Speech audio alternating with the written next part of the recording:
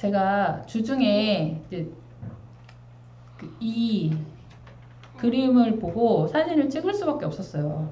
이게 제가 어디서 봤는 줄 아세요? 월드. 맞아. 월드에 이제 갔는데, 동물원에 갔는데 거기 원숭이 관을 이렇게 예쁘게 다시 꾸몄더라고요. 그런데 그 원숭이 관에 진입하기 전에 딱 이거를 해놓은 거예요. 그래서 제가 이거를 보고서 원숭이들을 보는데 도대체 무슨 생각을 해야 될지 너무 민망한 수준이어가지고 한번 사진을 찍어봤어요. 너무. 그래서 한번 이제 진화론. 그러니까 우리들이 이 교회 밖을 나가면 그 어느 것 하나 정말 하나님의 것을 배우는 수는 없잖아요. 그 소스는 성령님의 특별하신 그 은혜가 아니면 정말 우리의 영이 열려서 새로운 것을 가르쳐 줄 수 있는 것들은 다 이제 하나님과 대적하는 것인데, 이거를 이제 보니까 한번 진화론, 그러니까 창조론을 한번 짚고 넘어가면 좋겠다 싶더라고요. 그러니까 진화론도 론이고 창조론도 론이잖아요. 결국 여러분들의 선택의 문제예요. 어떤 것을 믿을 것인가. 근데 당연히 여기에 계신 분들은 뭐 이것을 믿을 것이다 라고 생각해서 제가 이것을 다시 한번 소개하는 건 아닌데, 그냥 하도 너무 기가 막혀가지고 이제 원숭이를 보기 전에 이거를 먼저 보고 원숭이들을 보면 쟤나 나나 똑같은 거잖아요. 동급이잖아요. 동급. 내 뿌리가 저기에서 나온 거니까. 만약에 우리의 시작이 그렇게 시작점이 됐다고 하면은 우리의 삶에 가는 방향이 완전히 달라지거든요. 그래서 우리가 반드시 우리의 시작점이 어딘지 분명히 알고 하루하루를 사는 것이 중요하다고 생각을 했어요. 물론 우리의 시작이 우리가 구경하고 이제 책으로 배우는 동물들과 같은 수준의 시작을 하면 안 되잖아요. 우리의 시작은 창세기 이제 1장 27절 다 같이 한번 읽어보겠습니다. 하나님이 자기 형상 곧 하나님의 형상대로 사람을 창조하시되 남자와 여자를 창조하시고. 네, 우리는 분명히 우리의 시작점은 하나님이 우리를 창조하셔서 우리의 시작은 하나님한테서 있습니다.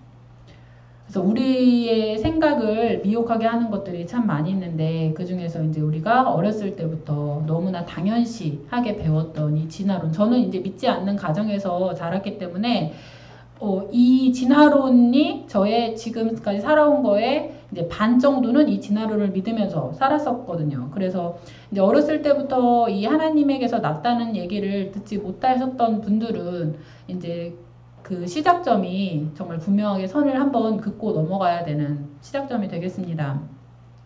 그러니까 나는 어떻게 해서 고등 존재로 진화한 존재가 아니라 하나님이 분명히 목적이 있으셔서 만들어 놓은 귀한 하나님의 작품입니다. 근데 이제 다시 한번 제가 복습 개념이에요. 감추어져 있던 것이 풀리다. 이건 뭐냐면, 이제 우리 사람을 만드시고 우리가 죄를 졌잖아요. 그런데 이 창세기 2장 9절하고 창세기 3장 24절 이제 말씀을 보면 거기에 분명히 나와 있어요. 여호와 하나님이 그 땅에서 보기에 아름답고 먹기에 좋은 나무가 나게 하시니 동산 가운데에는 생명나무와 선악을 알게 하는 나무도 있더라. 그러니까 생명나무가 있었고, 이제 그 생명이 당연히 영생. 여기 보면 창세기 3장 24절에 다시 한번 이제 범죄한 이후에 이것이 어떻게 됐냐면, 이같이 하나님이 그 사람을 쫓아내시고 에덴 동산 동쪽에 그룹들과 두루 도는 불칼을 두어 생명나무의 길을 지키게 하시니라. 그러니까 범죄한 사람은 다가갈 수 없는 나무가 되었죠. 그러므로 영생이라는 단어는, 영생은 우리가 상상할 수 없는, 그러니까 구약시대에 보면은 구약시대에서 하나님과 아무리 사귐이 있어도 그 사람들에게 너희에게 영생이 있다라고 하나님이 축복해 주시지 않았어요. 그러니까 구약시대에는 절대로 접근할 수 없었던 그 영역이거든요. 이 생명나무의 영역은.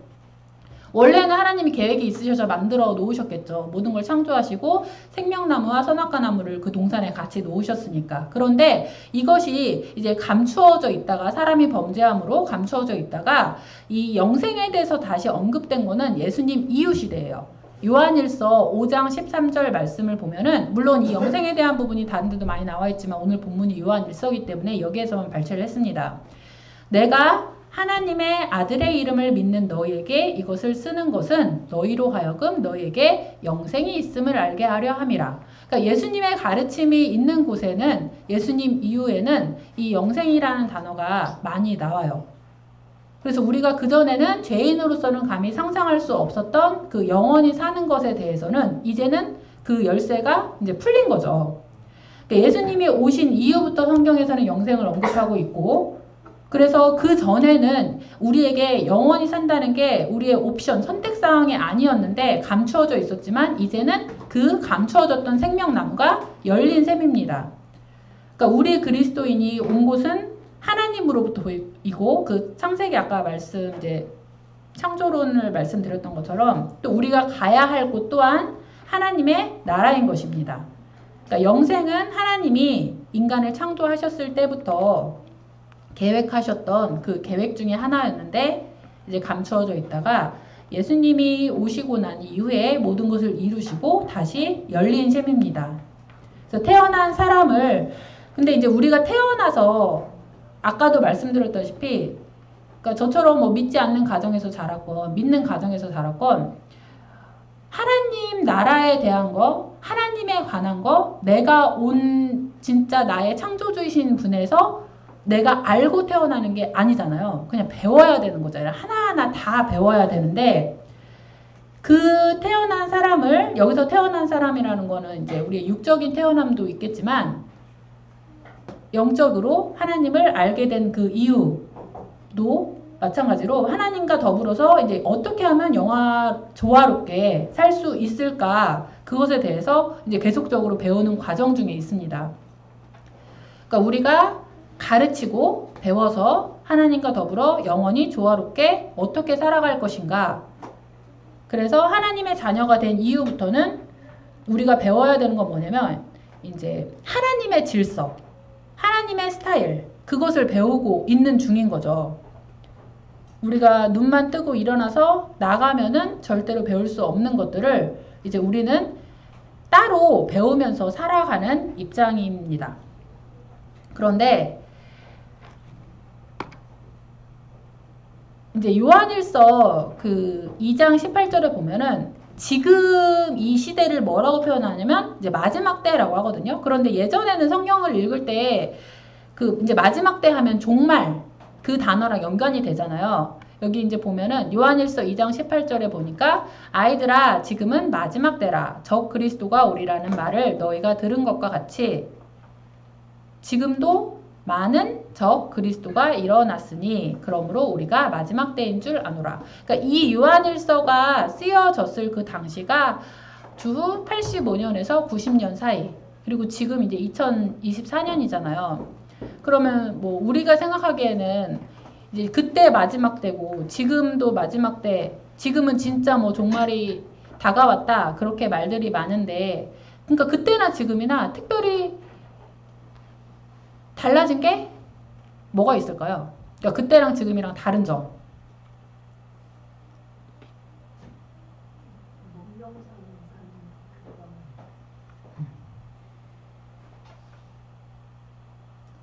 그러니까 보면은 성경에 나왔던 많은 것들이 그 시대적으로 있었던 일들도 지금 보면은 비슷한 것들이 많이 있잖아요. 우리가 성경에서 그래서 지혜를 구할 수, 그러니까 제가 말한 여기 성경은 그러니까 문자 그대로에서도 배울 게 많이 있잖아요. 그럼 그때도 마지막 때이고 지금도 마지막 때, 그냥 성경은 늘 마지막 때라고, 근데 빨리 뭐 때가 악하다고 빨리빨리 정신 차리라고 하는 거지. 이제 그 차원이 아니라 예수님이 오신 이후에는 이미 아까 제가 처음에 말씀드렸던 것처럼 생명나무가 감추었던 비밀이 이제 열렸어요. 그러면 끝이에요. 더 이상 이제 없는 거죠. 그러니까 마지막 때인 거예요. 그러니까 그때나 지금이나 예수님이 오시고 난 후에는 이미 감추어져 있던 창조의 마지막 영역이 다 열린 상태이기 때문에 2000년 전이나 지금이나 결국은 똑같은 선상이라는 거죠. 우리가 이제 배우고 알았잖아요. 그러면 이 다음에는 우리가 이제 예수님이 다시 오실 것을 기다리는 중이잖아요. 그러니까 결국은 똑같은 선상이라는 거죠. 예수님이 오시고 안 오시고가 중요한 문제였지, 예수님이 오시고 난 후에는 똑같은 이제 마지막 때인 거예요. 출발선이 똑같아요. 근데 이게 약간의 그 뉘앙스 차이와, 그러니까 문자로 설명드릴 수 없는 영역이라서, 그러니까 그 이제 성령님이 주신 그 영감을 말로써 계속 잘 풀어내서 어떻게든지 이해를 시켜야 하는 것이 설교자의 그 능숙함인데, 그걸 말로 풀어내는 것에 제가 이 영역은 좀 한계를 느끼겠더라고요. 그 마지막 때라는 것을 조금 더 이렇게 풀어서 와닿게 설명하는 것에 정확한 조금 이해를 도울 만한 예시를 제가 찾지 못했습니다. 그런데 한 가지 조금 다른 점은 이제 그때랑 지금이랑 제가 느끼기에는 죄가 더 깊어진 것 같아요. 그러니까 그것을 어떻게 느끼냐 하면은 요즘에 이제 우리 저희 특히 주일학교 팀에서도 많이 나왔는데, 그동안에는 그래도 어느 정도 그 하나님의 스타일을 우리가 찾아볼 수 있는 영역들이 그냥 세상에 있었거든요. 눈에 보이지 않, 우리가 윤리, 그러니까 법으로는 꼭 규정되어 있지 않은 영역에서도 그대로 받아들이기에 그리스도인으로서 거부감이 나타나지 않았던 영역들이 있었는데, 이제는 그 마지막까지도 다 이렇게 질서가 무너지는 느낌. 특히 그 여성과 남성의 이제 차이를 자꾸 없애려고 하잖아요. 그 한 가지 제가 지지난주에 봤던 그 유튜브 클립에서는 미국의 대학에 다녔던 한국 대학생이었어요. 그런데 이제 대학의 연극학과, 시카고 지역이었나? 연극학과에 입학을 했는데, 거기에서 이제 처음 그 모임에서 너는 여자인지 남자인지를 결정을 해서 알려달라. 너를 뭐라고 불러야 될지. 근데 이게 실제로 지금이 아니라 앞으로 있을 일이 아니라 지금 이미 일어난 일이거든요.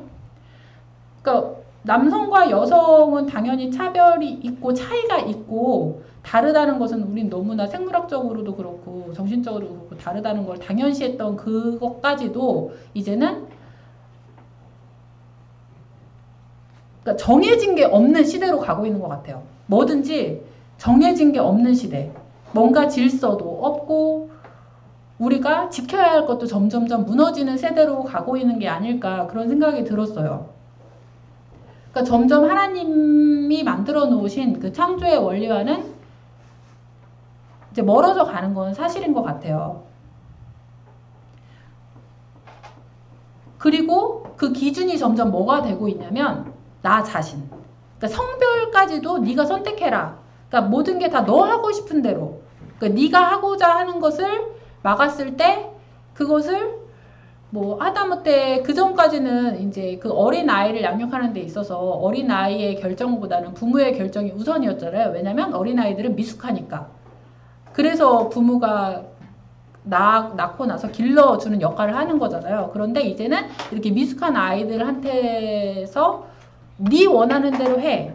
다 초점이 뭔가 정해져 있는 규칙이 아니라, 질서가 아니라 무질서의 시대로 점점 정말 치닫고 있는 것 같습니다. 그러니까 우리가 정말 배워야 될 게, 근데 저는 24시간 어린 아이를 양육하는 입장이잖아요. 그래서 저의 삶의 대부분이 이제 그 예시가 육아와 관련이 없을 수가 없는데, 그러니까 아이가 태어나서 이 아이에게 이제 하나님의 질서를 가르쳐주고 싶다라는 중심을 가지고 많이 노력을 했던 것 같아요. 그런데 그게 이제 쉽지 않죠. 맨날 실패하고. 가정에서도 우리가 하나님의 질서, 그러니까 위아래가 없고, 왜 보면은 가정마다 다 특색이 있잖아요. 그럼 어떤 집안은 정말 뭔가 딱 반듯하게 아이가 부모를 공경하는 모습도 보이고, 그러니까 질서 있는 모습, 뭔가 좀 틀에 잡혀있고 스타일이 살아있는 그런 딱 보기 좋다라는 가정이 있고, 어떤 가정은 그냥 네, 보면은 위아래도 없고 정말 저거 진짜 애가 떠받들여지는 가정도 있고, 보기 안 좋잖아요. 그러니까 보기 안 좋잖아요. 그게 그 전까지는 보기 안 좋고 이제 그게 우리가 저가 그나마 마지막 세대려나요? 그런데 이제 그런 것들이 뭔가 기준이 다 없어지는 거죠. 뭐가 좋고 나쁘고가 아니라 그냥 내가 좋으면 좋은 세대로 가고 있습니다.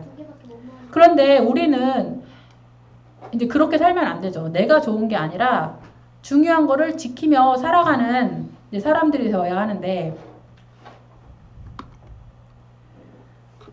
이제 그 저는 여기에 계신 분들은 다 이제 하나님의 뜻대로 살고자 하는 사람들이 이제 모여 있다고 생각을 하기 때문에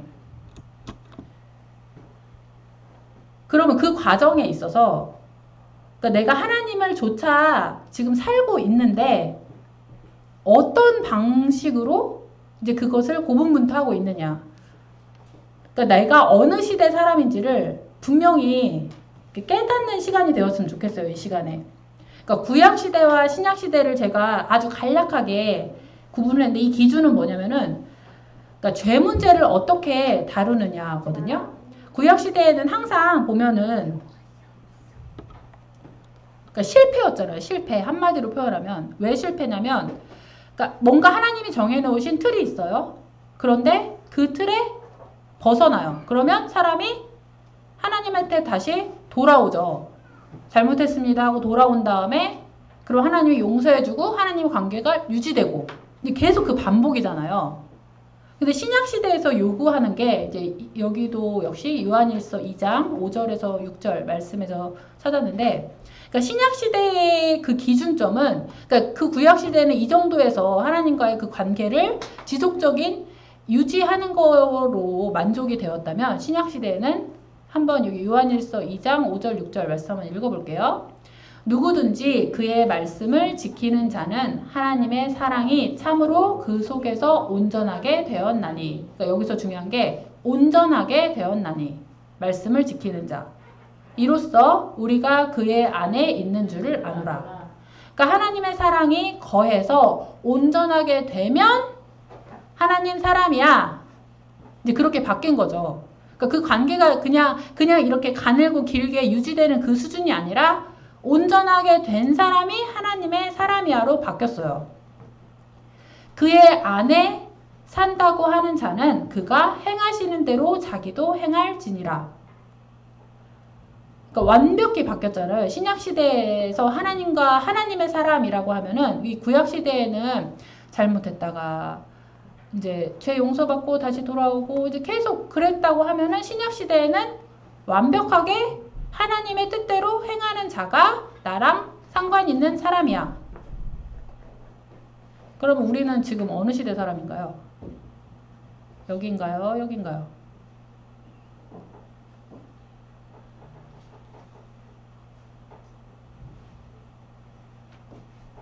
이게 근데 그렇게 해야 되는데 그런 차원이 아니라 진짜 심각하게 다시 정말 생각을 해야 돼요. 그러니까 이게 우리가 제사를 드리는 게 아니지만은 뭔가 이제 기도를 하고 말씀을 들었을 때 깨달아지는 게 있잖아요. 내가 그게 잘못했었구나. 그렇게 해야지. 그래서 그렇게 하잖아요. 그러다가 도루묵돼서 다시 또 같은 죄를 저지르는 그런 경험들이 있지 않으세요? 그러니까 그 굴레에서 벗어나지 못했기 때문에 이제 맨날 목사님한테 혼나는 거잖아요. 어떻게 보면은 그 굴레에서 벗어나지 못해가지고. 그러니까 지금 우리가 정확히 알아야 될 게 우리가 하는 행위는 구약시대 사람들의 행위예요. 그 행위라는 게 뭐냐면 내가 뭔가 하나님의 말씀을 듣고서 그래 잘못했어 라고 해서 하나님의 뜻대로 이제 사는 방향으로 고쳐 나가요. 그런데 그것이 지속적으로 반복이 되면서 나라는 사람은 여전히 그 바뀌지 않은 채인 상태로 계속 있잖아요. 그러니까 구약시대의 사람인 거죠. 우리가 살아가는 그 생활의 패턴이. 그러니까 왜냐하면 신약시대에서 요구하는 그 율법의 완성의 단계는 그러니까 완벽하게 하나님의 사람으로 됐냐 안 됐냐.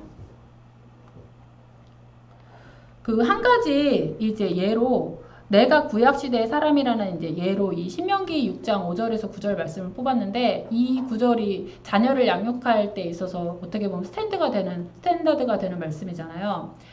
그러니까 내가 만약에 뭔가 하나님의 말씀을 지키고 싶으면은 이 정도 해라. 라는데 너는 마음을 다하고 뜻을 다하고 힘을 다하여 내 하나님 여호와를 사랑하라. 오늘 내가 내게 명하는 이 말씀을 너는 마음에 새기고 내 자녀에게 부지런히 가르치며 집에 앉았을 때에든지 길에 갈 때든지 누워있을 때에든지 일어날 때에든지 이 말씀을 강론할 것이며 너는 또 그것을 내 손목에 매어 기호를 삼으며 내 미간에 붙여 표로 삼고 또 내 집 문설주와 바깥문에 기록할지니라. 그러니까 제가 되게 패배감을 느꼈던 게 뭐냐면 이제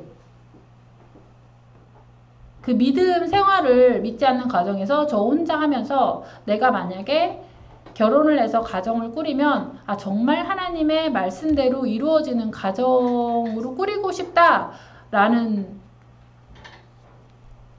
생각이 되게 강했어요. 되게 강했는데 이제 이렇게 아이가 크면서 결과물이 나오잖아요. 근데 정말 그걸 쳐다보는 게 너무 힘든 거예요. 왜냐면 그 아이의 모습에서 하나님의 스타일이 나오는 게 아니라 내 스타일이 나오잖아요. 그러니까 커가면서 드러나는 게 이제 내 죄된 모습이 계속 드러나니까 도대체 어떻게 해야 되겠는지 너무 힘든 거죠. 하나님의 말씀이 이거다라고 했으면은 그것을 이제 적용을 하려고 노력을 했고, 그렇게 이제 의식적으로 항상 노력을 했거든요. 노력을 했는데, 그게 안 되는 거죠. 그러니까 자꾸 실패를 하는 거예요. 성령님을 조차 산다는 게, 그러니까 내가 만약에 여기서 제가 말씀드리고 꼭 짚고 넘어가고 싶은 게 그 율법이라는 그 기준이 뭐도 율법이냐면요. 만약에 설교 말씀을 듣고 아 그렇구나 라고 뭔가를 깨달았어요. 그럼 나 오늘부터 이렇게 해야지. 아 정말 이런 영역 해야지. 그거 율법이에요.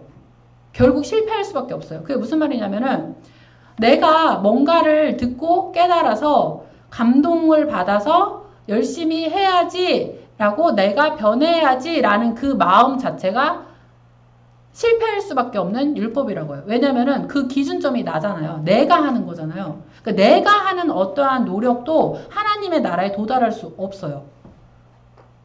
내가 기도를 해서 하나님한테 응답을 받고 이제 그러면서 고쳐지는 것들이 있는데 그게 오래 안 가요. 그러면 도대체 어떻게 해야 되느냐? 내가 하나님의 뜻대로 살고자 할 때 이제 내가 있고 성령님이 있는데 이 차이가 어떻게 보면 종이장 차이일 수도 있어요. 그 로마서 지난주에 목사님 설교하셨던 내용 중에서 있었던 그 로마서 8장 4절에서 7절이거든요. 그러니까 답이 여기에 있는 거죠. 육신을 따르지 않고 그 영을 따라 행하는 우리에게 율법의 요구가 이루어지게 하려 하심이니라.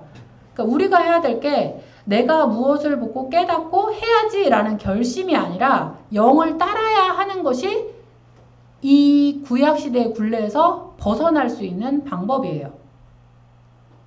요한일서 2장 27절에 뭐라고 나와 있냐면 너희는 주께 받은 바 기름 부음이 너희 안에 거하나니 아무도 너희를 가르칠 필요가 없고 오직 그의 기름 부음이 모든 것을 너희에게 가르치며 또 참되고 거짓이 없으니 너희를 가르치신 그대로 주 안에 거하라.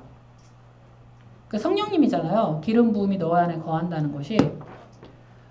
똑같이 설교의 말씀을 듣고 그 설교자가 전하는 주제를 잘 이해해서 아 정말 그렇구나. 하나님에 대해서 새로운 것을 깨달을 수 있어요. 그런데 거기에서 멈춘다고 하면은 그게 율법이에요. 그러니까 계속 목사님 강조하시는 게 다시 복습을 하셔서 저보다 더 큰 은혜를 받으세요 라고를 항상 말씀하시잖아요. 그러니까 설교자가 전하는 것을 그대로 내가 받고 교훈으로 삼고 이제 하나의 지식으로 여겨서 나의 피와 살이 될 수 없다고요. 내가 성령님으로부터 직접 그 말씀을 다시 한번 되새김질해서 받아서 하나님이 나에게 주시는 그 말씀을 쫓아가는 게 바로 영을 쫓아가는 거예요. 그러니까 전과 후가 어떻게 다르냐면 저는 내가 말씀을 듣고 깨닫고 이해해서 아 그렇게 해야지. 그게 구약시대. 근데 이제 그 내 안에 주는 그 성령님의 음성을 잡고 그 말씀에 순종해서 따라가는 게 신약시대. 이제 그렇게 따라가다 보면은 사람이 바뀌는 거죠. 근데 이제 그 성령님과 성령님을 쫓아서 이제 따라가야 되는데 그 음성을 듣는 것 또한 좁은 길의 한 영역이고 그것을 듣고 이제 실천하기까지도 더 좁은 길이고 이제 사실은 이 다음 이제 이렇게 성령님을 이제 쫓아가야 되는데 네, 제가 여기서 멈추기를 바랬었어요. 48분이니까 50분까지 하니까 멈출 거거든요. 그래서 육신의 정욕과 안목의 정욕과 이생의 자랑을 조금 더 네, 풀어서 제가 2주 후에 다시 올 텐데 사실은 이제 오늘 설교를 준비하게 된 모티브가 된 것도 요한일서 2장 15절 16절 이 말씀이었거든요. 그래서 우리가